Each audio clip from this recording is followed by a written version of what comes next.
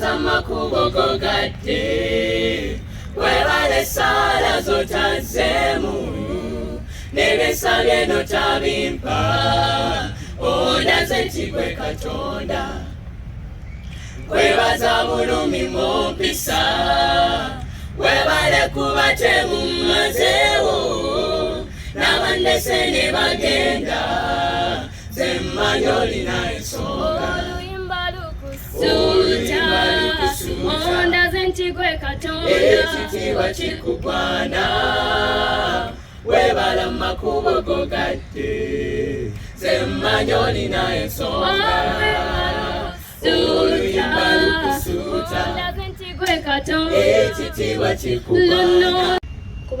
Kuba Sheebah tumulanga a very big personality in the music industry.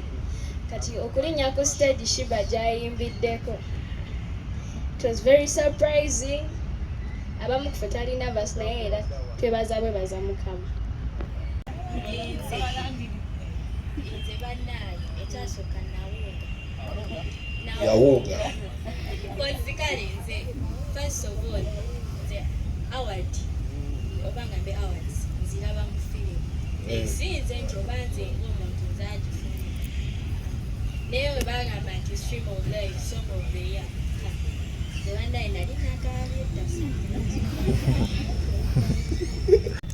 balamusizaako amanya nze Waswa Timothy Award nga ndi mu senior 4 vac ya Stream of Life member Nyimba Tena Kennedy Secondary School bawe mu kapela webaza makubo gogadde webale sala zotazemu nebyesabye notabimpa ondaze nti gwe Katonda.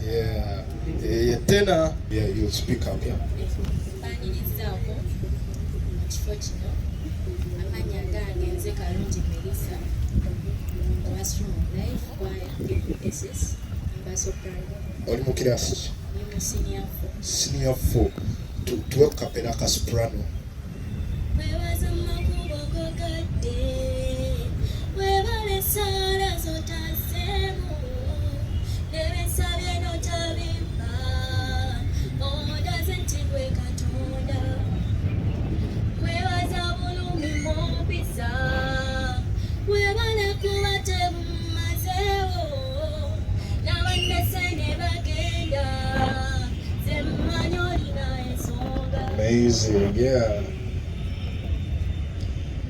Balamusizaako amanya gange nze Nabata Asha ndi wa senior 4 era nga ne muvaaka tuli wano Sheraton Gardens ndi Nyimba soprano ne alto ozimikisinga tuwe mu akapela tuwulire webaza makubo gogadde webale sala zotazemu nebisabye notabimpa ondaze nti gwe Katonda. alright Banirizaako mu kifo kino era nga mbalamusaako mu linnya lya Mukama waffe Yesu Kristo. Erinnya nze Ayebale nga nyimbira mu kwaya ya Stream of Life. Ndi mu senior 3 ngenze mu senior 4 nga nyimba soprano. wow so this is a smaller group banje kusukako wano these are just for others are behind maybe I'll request you guys to come join here a cappella which type oyimba muchi soprano alto bass Nyimba soprano a cappella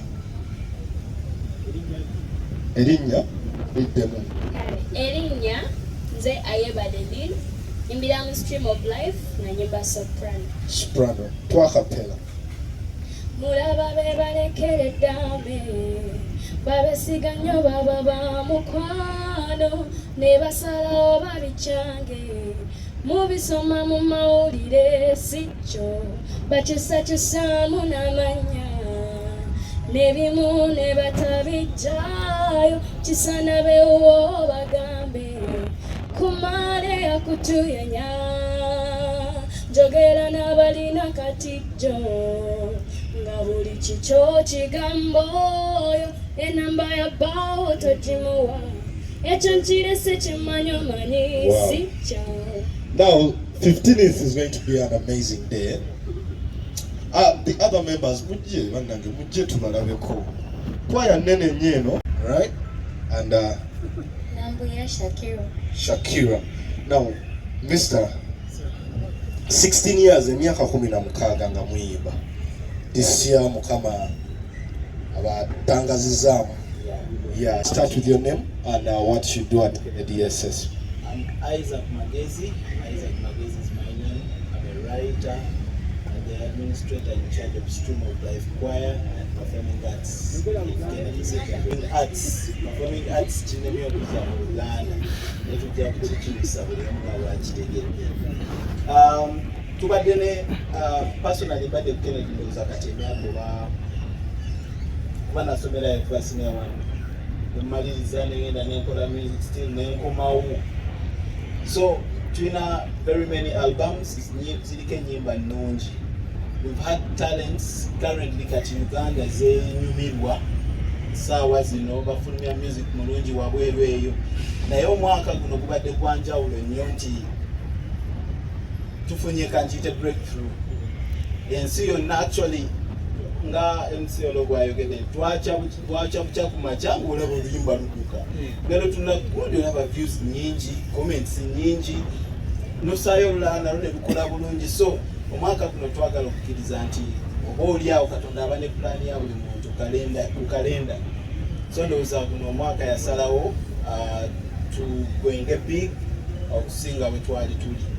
So netusalawo kuba tubadde ne nnyimba nyingi ezibadde mu bantu kuva ku omubiri ezitambudde nnyo, tubadde ne akuwakanira atambudde nnyo, bwereere naye yatambula nnyo, ne Lukusuuta. So netusalawo tukole concert mainly kwebaza Katonda olw'ebyo byonna byatukoledde. Okumalako nno omwaka si kyangu, waliwo abantu nga siri nabbi naye kijja kuba kya nnaku nnyo, naye ojja kwezuula nti waliwo abayinza n'okuta obulamu olunaku olusembayo nga tuyingira 2025. Abamu ne babivaamu 2029 2024. So Katonda okutukukusa okututuusa mu mwaka 2024 ate n'atwongerayo n'amalirira okutwongerayo okututuusa mu 2025. Kyekimu ku bintu bye tulina ndowooza okwebaliza Katonda. Feno sho tugikola mainly kwebaza Katonda olwa mwenna byonna byatuyisizaamu, ewala watutuusizza n'emikwano gyatufunidde. Nkakasa buli omu ayina mukwano, ayina kyeyeyongeddeko, ayina n'ekimuvuddeko olwa ye okubaawo n'okuba obulungi. So ebyo byonna Katonda byakoze olwa gwe okubeerawo, olw'okusigala ng'okyaliwo. Ntera nnyo okunyumya story ya COVID yajja, ekyasooka okujja mu bwongo bw'abantu ennaku 3 nga tokola. Naye ng'olya kuba omukulembeze teyagaa nti temulya ate mwebake temukola. Ebisigadde byasigala bitambula, ebyetaago nga weebiri, naye ate ng'okukola tekukola kitekuliiwo. Okuyita mu period ya COVID kyali kyamagero nnyo. So twagala twebaze Katonda olw'ebyo ebintu byonna. Project Aronix, Masanyalaze collaboration ne Nwaji, koze collaboration eyaffe ne Pastor Bogedde. Honestly, list impanvu ate waliyo nezikyali mu studio. So ekyokuwandiika kyo tuwandiikira abayimbi abalala. Kyoyinza okumbuuza nti tugula ennyimba, teri kiyinza kuŋŋaana kugula luyimba nga lulungi. Olaba abaana bennyini be baga nti Mr. Magezi njagala njiga okuwandiika n'omuyigiriza n'akola oluyimba ne luba lulungi nga luleete.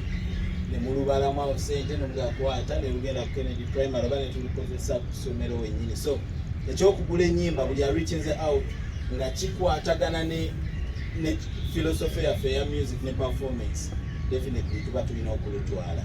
Okay, second question. Question endala ebadde abaana bafuniramu wa nja kuleetera scenario eno.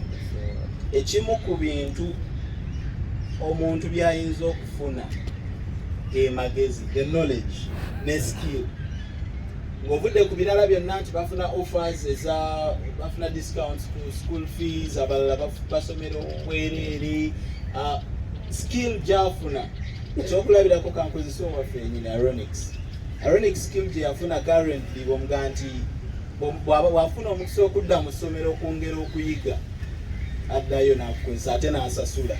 So kati omwana kukuba nti azze n'asasula asome mu bitabo afuna ne skill endala bwe yali badde amaze teyali sasulidde millions eziwera okufuna naye ate era sente zonna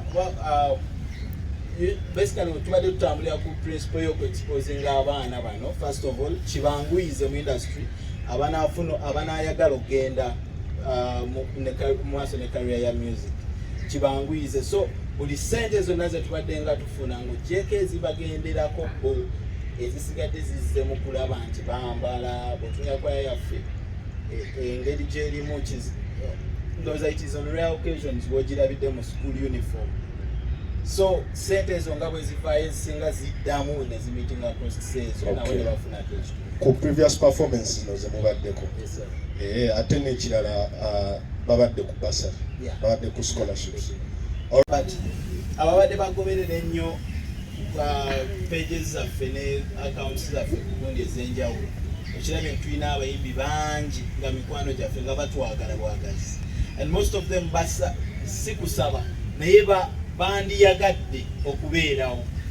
Kakati nze nkakasa nga tugenda kubeerawo n'obuzibu mu kukwasaganya obudde ani agenda ku stage saawa mmeka kubanga bangi. You're going to see most of them come through kwa olunaku babeerewo, naye kyenyinza okukakasa nti buli muyimbi gwe tulina naye collaboration agenda kuyimba buli muyimbi. Then n'abalala bonna mikwano gyaffe be wali olabe bagenda kubeerawo era bagenda gracing event. Alright, second question eya kuwandiikira amasomero other schools bwe wabaawo obudde lwaki nedda. Ekikulu kibeera nnyo ku budde nosanga nga tulina saawa eyo nsobola okuwandiika olaga nti wandiika ompe nkiveemu abo gye bali era tukikoze arrangement ebaddewo naye agamba nti wandiika ate ojja training kisinzira ku budde naye ekyokuvaawo kibeera kizibuzibu. Tugenda kubeera waliwo arrangement eyokubeera ne ba old boys ne ba girls abayita mu kwaya eno okuperforminga ennyimba zebayimba mu myaka egyo mpozi nero bayinza okusalawo nti tukole ku luno. Kwaya egenda kuyimba strictly sets 3 era tujja kuba tuzibategeeza ebisigadde nga bwe binaatambula, naye buli muyimbi eyayita mu kwaya eno n'abalala abatali bayimbi nga bali mu fields ez'enjawulo bagenda kujja era bajja kuperforminga bagenda kubeerawo. So tuyita mikwano gyaffe buli awo alina omutima, buli awulira nti alina Katonda kyamukoledde olwo olunaku tuluweeyo tujje ku Sheraton Gardens 15 December Sunday eyo tubeerewo tunyumirwe. Wagenda kubeera abayimbi bangi mikwano gyaffe tugenda kunyumirwa mainly show eri kusiima Katonda n'okusiima byonna bye tuliseemu. Abantu basuubira ekirunaku nkyogeddeko nti tulina tiimu nene nnyo bingi nnyo ebitannabeerako wabwe bye batannalaba. Actually waliwo n'abawulira music omukadde ne babuza oluyimba lupya tuna music mungi omulungi. Tulina emikwano mingi ate mu industry nga bayimbi b'amaanyi mikwano gyaffe.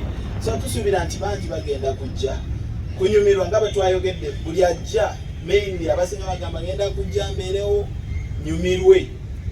So tugenda beera ne kakwise ekigambo tugenda beera n'abantu bangi nga bazze okuva mu sectors ez'enjawulo, bannabyanjigiriza, abayimbi, abawandiisi, ba producers, buli field gy'omanyi, abasawo, ba doctors. So tugenda kubeera lunaku lugenda kuba lwakunyumirwa. Expect the best music, the best choreography, buli kimu sound, stage. Agamba tulina timetable nti kuva ku makya paka saawa 11 biba bitabo strictly. Actually abajjako Kennedy bakimanyi ne oba muzadde wa mwana n'ojja ku saawa nga za class otuula paka rezikwa omulagira. So okusoma walutusaawa amaanyi mangi. Kakati buli tufuna akadde kubanga music avugibwa passion. Bw'oba olina okwagala oyiye engeri gyokola buli kyolinamu okwagala. Wesanga nga omwana kasita ava mu class asobola okusalawo eddoboozi lyotambula nalyo tewetaaga kulyambala. Osobola otandika okukola rehearsals, osobola otandika okukola vocal warm-ups kuvanga wakafuluma ekibiina. As you go to do personal administration, novaayo n'okomawo kati in those 30 minutes zetwewola buli lunaku otufuba okulaba nga tunyweza basics. Mukola auditions oba mutegera otya nti omwana amanyi okuyimba oba anaasobola wayingira mu senior 1? Tukola auditions. We usually have auditions mu January, every January mu ssomero. Abaana abasinga abewandiisa aba senior 1 awo wetubalabira. Muzadde n'agamba nzize, they apply, n'agamba njagala omwana wange ajja asomero wano atayimbe. So bajja mainly for the auditions. Kennedy mpitirivu nnyo obungi. So Kennedy has ina omukono gwa Katonda ogw'enjawulo nti terina trainer waayo waabweru. Batrainer baayo ffenna twasomerawo era ennyimba tuziwandiikiraawo era tutendekeddwa okuwandiikiraawo era ffe abawandiika ennyimba ezo. So Mukama atuwadde omukisa ogwo okubanga continuity weeri. Alright. Twogere ku Lukusuuta. Who wrote the song? Ani yaluwandiika, ani yaluproducinga? Yawandiika oluyimba Mukama wange andi wano sisaana nakutuula kumpi naye. His Isaac Magazines. Mr. Isaac, you wrote the hit song. He needs his flowers, man. Yes, he needs his flowers. He needs his flowers for sure. Yes, at the start of the year, we had multiple challenges. Isaac sat down and he's like, I think... Because that's all Uganda, eh? Yatula wansi n'agamba kintu tulina okukola kati ndowooza kukola waaka kintu kati tulina okukola tetugenda kuddiza muntu yenna tetugenda yomba na muntu. Best person and we thank God for him. Wow. And we are blessed to have him. Okay. Yes, and the producer is Jacob Beats. He's supposed to be here, but I think he's delaying. Okay. Jacob Beats is the producer of the song. Yalukola na producing. Era tukoze na ennyimba nyingi. All right. Catalina Events, you're in charge of this event. To hold the prices, ticket prices, bazijjewa. The prices. Yeah, you can speak up. Was a body so you can as well utilize the cameras. Ordinary and trial exactly. VIP 80,000. Table you're gonna be at 1.5. Now you could get what your 80,000. That's ordinary you could get. Then what your 100,000 VIP. Then put table 3M. Yes. So engage how to get there? Yeah, ticket bazijjawa. Ticket kuliko ku Airtel. Yes. Ku Airtel money, Mr. Isaac. Tickets uzifuna currently online. Airtel egenda kuwa codes very soon. Egenda releasing codes osobola okunyiga. Nofuna ticket yo Airtel money. Abana abatebasobodde ku Airtel money tuyina ticketing platform eya 252 code is *252 *4#. I will run option 3 eya Lukusuuta n'okula as many tickets as you want. Code is *252 *4#. N'olonda option 3 eya Lukusuuta. Osobola okugula tickets obungi bonna bwe weetaaga. So just okunyweezaamu nti Alibad ordinary tickets ziri ku 30,000, VIP 80,000, Alibad table ey'abantu 10 million ekitundu abe baba bookings amangu kakati abaganja anze nja kujja ku mulyango. Ordinary 50,000, VIP 100,000, table ya million 3. So all right. Buli muzadde ali amakubo gogadde webale sala zotazzemu nebesabye notabimpa ondaze nti gwe Katonda webaza bulumi mumpisa webale kuba temumazeewo n'abandese ne bagenda semmanyi olina ensonga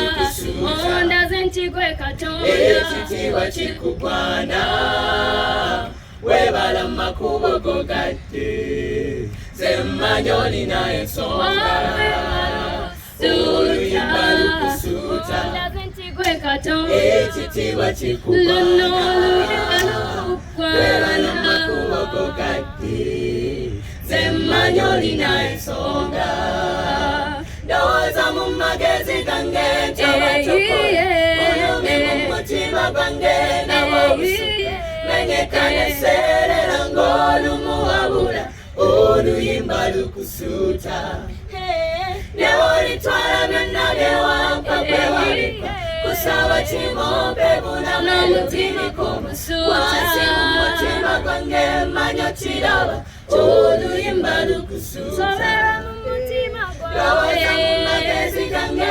ntabatokola bulumi mu mutima gwange nabwobusuka menyekane seerera ng'olumu wabula oluyimba lukusuuta ekitiibwa n'olitwala byonna byewampa gwewalipa kusaba kimompe bulamu ebyo birikoma wansi mu mutima gwange manya kiraba oluyimba lukusuuta oluyimba lukusuuta ekitiibwa kikugwana webala mu makubo go gadde semmanyi olina ensonga oluyimba lukusuuta ekitiibwa kikugwana webala mu makubo go gadde semmanyi olina ensonga. All right, thank you so much.